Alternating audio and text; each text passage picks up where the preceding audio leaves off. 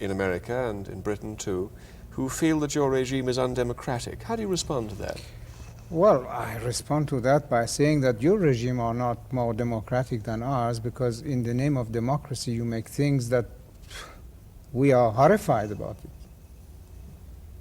There is no equality between people. There is more difference of standard of living and wealth between your people than our people. Is that so? Well, just look how many billionaires you have and how many poor people you have. Here, the wealth of the country, at least we are subsidizing 5 items of food. All the education is free. Throughout the university, we are even paying pocket money to the students. Well, let me put it to you that Mr. Callaghan doesn't work in an office like yours. How do you respond to that? Mr. Callaghan is the Prime Minister. I'm the King of Kings of a country which has 2,500 years of monarchy. But this cannot be also compared to Buckingham Palace. In the old days, you, British, and others who had influence here, you could change the Prime Ministers as you wished. Are you sorry for that time that you have lost? Do you want the same thing? To manipulate our internal affairs? We won't let you. شنیدم بعضی گفتن که تمدن بزرگ همین خاموشی هاست. ما گفتیم تازه 11 سال دیگه میرسیم به دروازه های تمدن بزرگ. یعنی زیربنای مملکت باید طوری بسازیم که از هر لحاظ قوام و استحکام مملکت برقرار بشه و از لحاظ کشاورزی، از لحاظ تکنولوژی، از لحاظ صنعت برسیم به پای ممالک پیشرفته دنیا. بعد از اون مرحله برسیم به این که تمام فلسفه 17 ماده انقلاب ما بتوانیم پیاده بکنیم. یعنی یه ایرانی از روزی که به دنیا میاد تا روزی که از دنیا میره، این در واقع بیمه شده باشه در مقابل هر چیزی.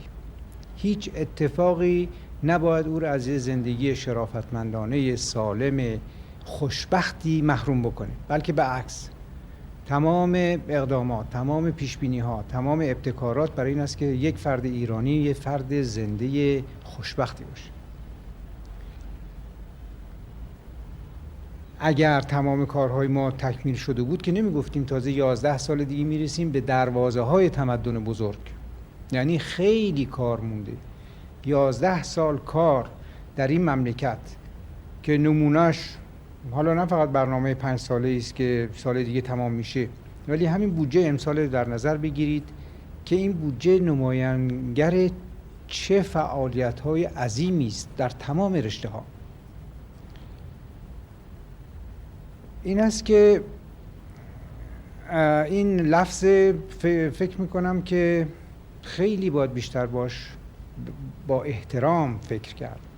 احترام آینده، احترام سرنوشت، احترام که همون اندازه که علاقه داریم به بزرگ شدن و خوشبخت شدن بچه‌های ما، به همون اندازه به این موضوع باید ما توجه بکنیم و خودمون برای این کار آماده بکنیم و این تمدن بزرگی که ما میگیم در آینده باید بهش برسیم، این کار شبانه روزی و فعالیت و زحمت و دلسوزی همه را لازم داره.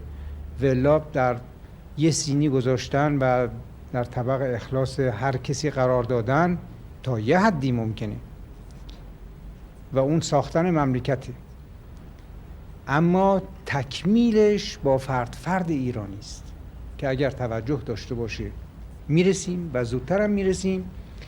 ولی اگر بخواد خب با لاابالیگری و مسخره بازی و این قبیل حرفا، مسلماً دیرتر به مقصد خواهیم رسید. We don't make false promises in the elections, at least. What we say to our people is exactly what we can give them. Your Majesty, in our newspapers now, in our country, there is a great deal of comment, and there are reports today about our CIA aiding friendly nations, giving them money.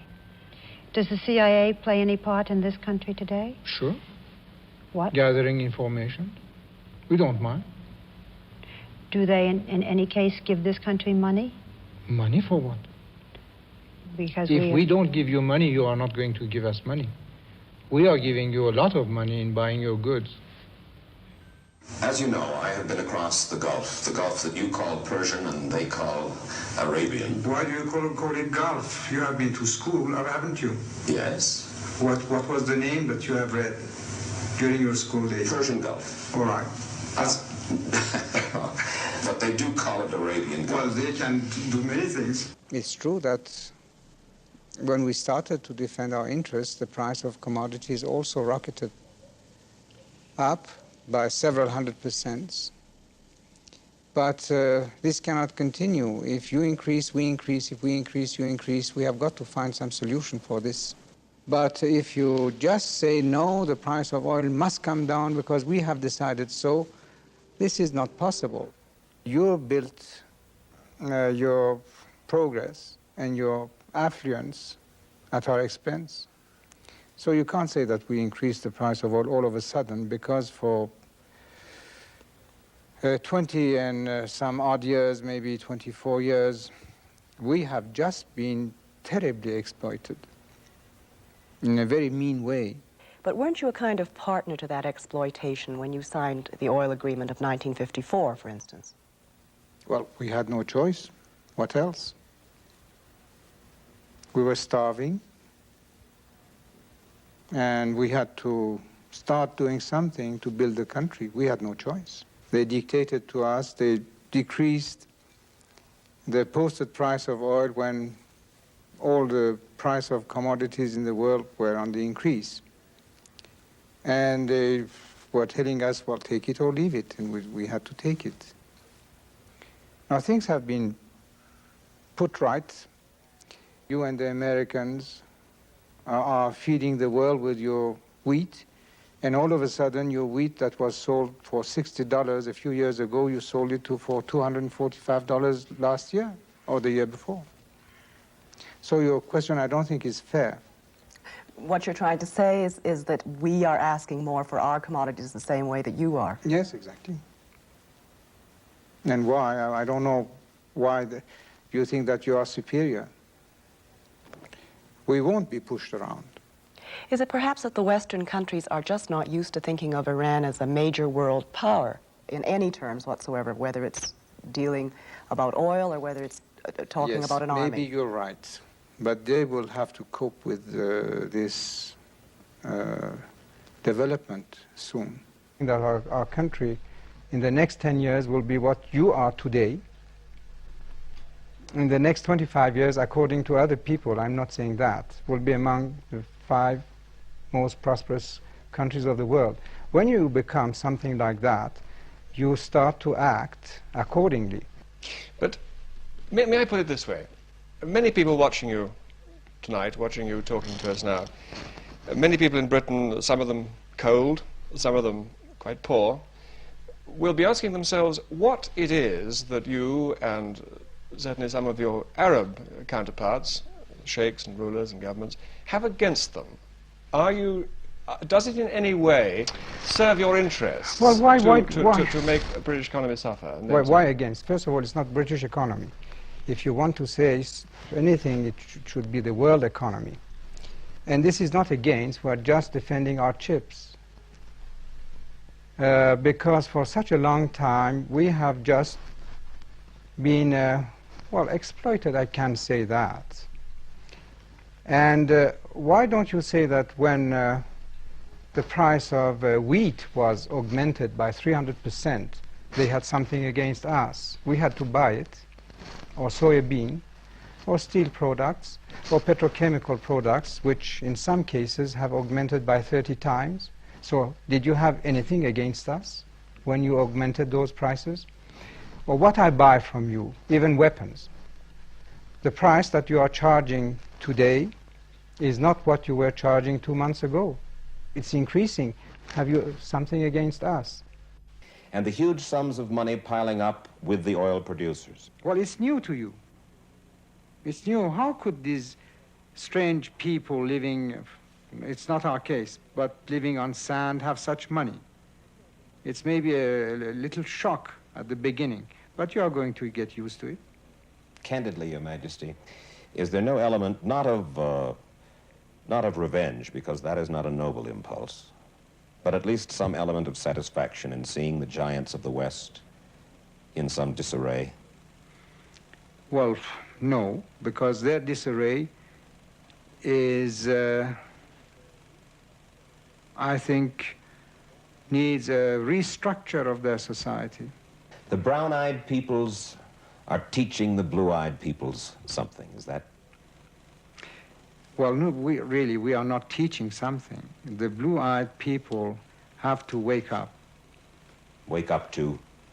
From the complacency for this torpor in which they put themselves by taking maybe too many sleeping pills. There are some of Your Majesty's critics who say there is a rigorous censorship in Iran. What would Your Majesty's opinion be to this? Again, what kind of censorship? If there was the daily criticism against our shortages, our weaknesses, and this and that, it's even encouraged. If the criticism is directed against the foundation of the state and to weakening of the state and serving the interests of a foreign country, obviously we are not going to allow that. Why should we? But freedom of opinion in any country and being able to criticize the existing organizations is a fundamental principle of democracy. Mm-hmm. And if Iran lays claim to democracy, then these principles should be honored. Yes, within the limit of the law. But depends what kind of laws you have. Within the limit of existing laws, obviously. One of our laws is that communism is not allowed. It's banned, so you can't do it. And political prisoners, it happens to be that all of them are Marxists. And what does that prove? Marxism is outlawed in this country. It's illegal. It's been said that there are some 20,000 political prisoners in Iran. That's not true. We have about 3,000 and not more. Some people have even said that there are between 25,000 and 100,000 political prisoners. You deny this? Do I deny it? First of all, it's our business and not any of their business. But the truth, the reality is that we have not more than 3,000. You're saying you do what every country does. Sure. If torture is necessary, you torture. Not the torture in the old sense of torturing people, twisting their arms and doing this and that. But there are intelligent ways of questioning now. Well, they talk about psychological and physical torture. Physical, I don't believe. I talk... Not anymore. Maybe in the old days, maybe. So the torture, fingernail pulling, people being toasted in wire mesh, which we were reading about in the English papers? English papers. There is one paper, and I find this disgusting. And I don't really appreciate at all a serious organization like you repeating trash that you can see in one paper in one country. Why do you have even to repeat that? It has, because it's been very widely reported, and the Sunday Times in Canada anyway is not considered to be a trashy paper. That article was trash if you read it from the top to the bottom. You categorically deny the allegations in the London Sunday Times. Well, some of those, obviously some of those. It's ridiculous to say about that question of the bottle or raping the woman in front of her husband. This is disgusting.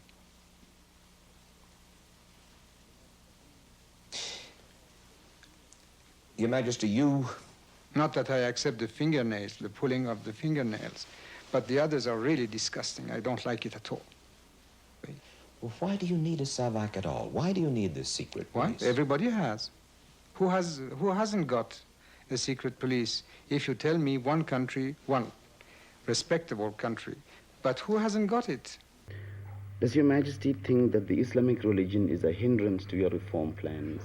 Or has it been in the past? I don't think so. Not Islam. The priests, some of them, yes. but you can say that of all religions. All reformers in the world had to deal with the church, with the clergy, starting from way back in Europe, before the Renaissance, and then you always had that clash between reform and church. But here we have not anything organized as the church. There are some isolated priests with whom I had to take some strong measures. Would Your Majesty say that there is still opposition to you, be it religious opposition, be it communistic opposition? Communistic, very much, every day more. And a very, very funny thing developing now is what the Marxist organization, which has a label of Islamic Marxists. This is something quite new. اولا حتی 3000 زندانی سیاسی هم در ایران وجود ندارد و در واقع این ادعا هم نمیتوان زندانی سیاسی به شمار آورد، زیرا همه آنها تروریست هستند. آنها علنا میگویند که مارکسیست هستند، برخی از آنها میگویند مارکسیست های اسلامی هستند. بنابراین می توانید حدس بزنید چگونه افرادی هستند. آنها هر کس را که دستشان برسد به قتل می رسانند. با مسلسل و نارنجک دستی به خیابانها می روند و مردم بیگناه را درو می کنند. آنها حتی از کشتن کودکان خردسال هم ابا ندارند. هر بار مردم عادی، راننده های تاکسی و رفتگران که از جنایات این افراد به خشم آمدند به تعقیب آنها پرداختند و برخی از همین مردم بیچاره به وسیله سلاح‌های همین آدمکشان در خون خود غلتیدند. Poor people have been cut down to pieces by those terrorists. We are not going to allow that in our country. چه شما بخواهید چه نخواهید ما اجازه نخواهیم داد چنین وضعی در کشور ما وجود داشته باشد. You've often said that you have never sentenced to death anyone who has attempted to kill you. I forgive when anything concerns me personally. And I can't do it when it concerns the country and the state. رول نجیب بین‌المللی هستیم. We will be very sorry if President Sadat's initiative will not achieve the desired results, because the alternative is almost dreadful to think of.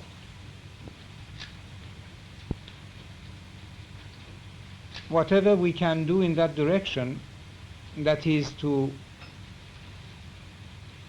facilitate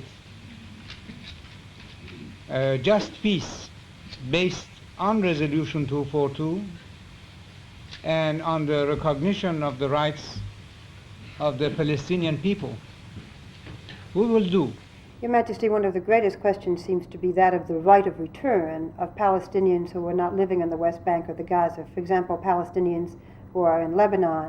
Prime Minister Begin's idea is that they should stay in Lebanon and be absorbed by that country. What do you think of that? That will ruin Lebanon. And do you think they should come back to the West Bank and have that as a home? Well, if they wish, so. But the question is that how many people can the West Bank absorb?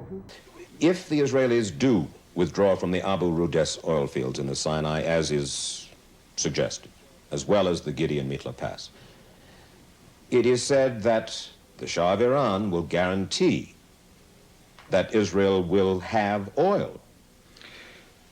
I have heard that question in Vienna, and my reply was that I was not the godfather of Israel. Who am I to guarantee that? First of all, Abu Rudes was not their property. It belonged to the Egyptians. They used that oil as long as they could. Yes, but oil will not be denied to Israel. All the oil companies could sell oil to Israel. She will not be short of oil. She will probably have to pay for it. That's all. Do you see any conflict between the social and economic demands of your people, about 50% of them can't read or write yet, and the amount you spend on weapons? No, because we couldn't spend more either on illiteracy or other social things Because first of all, we wouldn't have the teachers, and then, for instance, over hospitals, we wouldn't have the doctors, the trained nurses, and it could create inflation too. Can I say that this year we are going to have a 40% national growth at constant prices, which is more than twice, or almost 3 times, the world record which was held by the Japanese?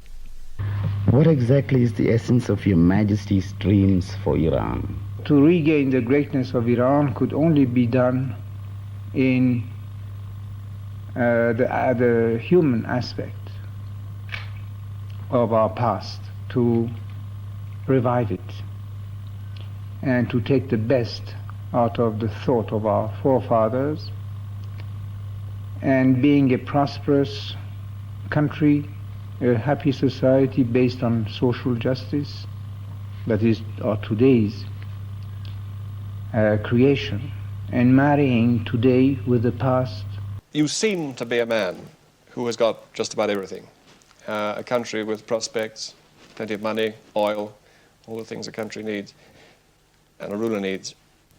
Is there anything you're worried about? Have you got any worries?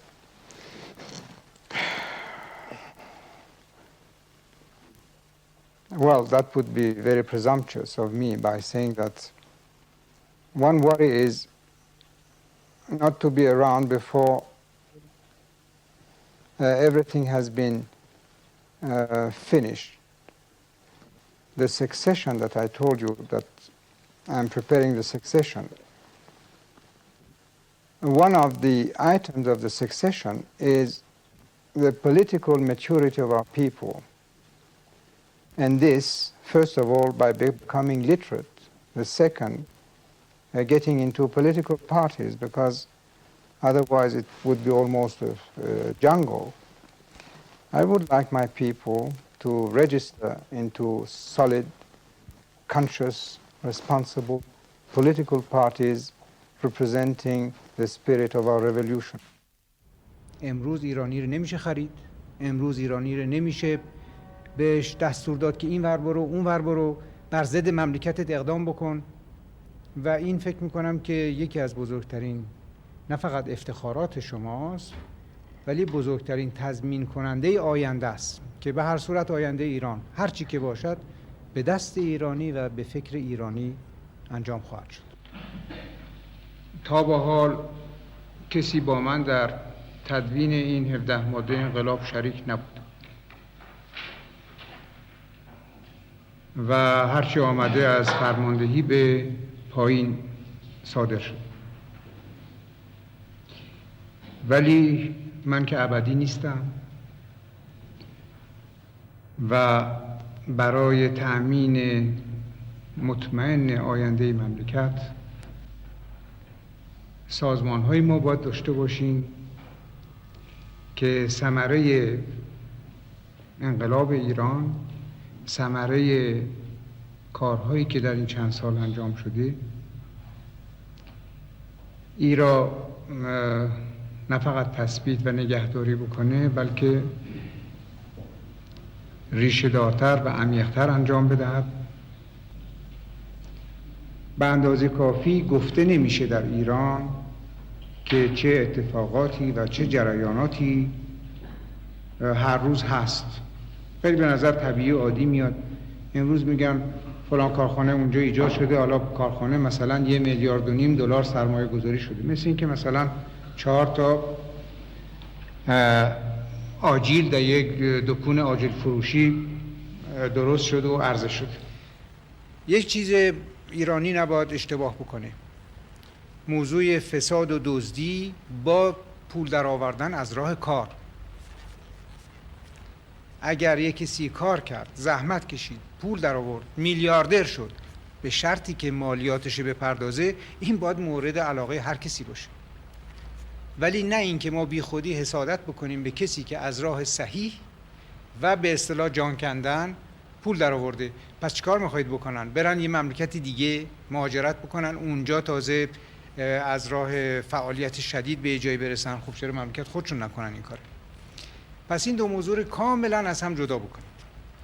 پول در آوردن از راه شرافت و کار و پرداخت مالیات و اون فساد که خب البته دزدی و دغلی و هرزگی است و اون ما نمیبخشیم، اون یکی رو اتفاقا باید تشویق بکنیم.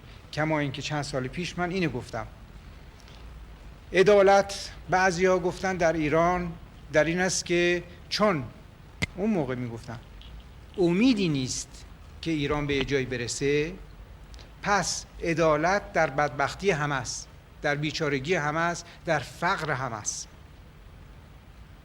حالا اسمش نمیارم که اینو گفته، مرده.